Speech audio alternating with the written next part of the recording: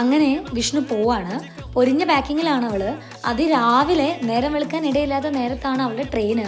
ആ ട്രെയിൻ ആരാ അങ്ങനെ ബുക്ക് ചെയ്തേ എന്ന് ചോദിച്ചാൽ ഞാൻ തന്നെയാണ് ബുക്ക് ചെയ്തത്.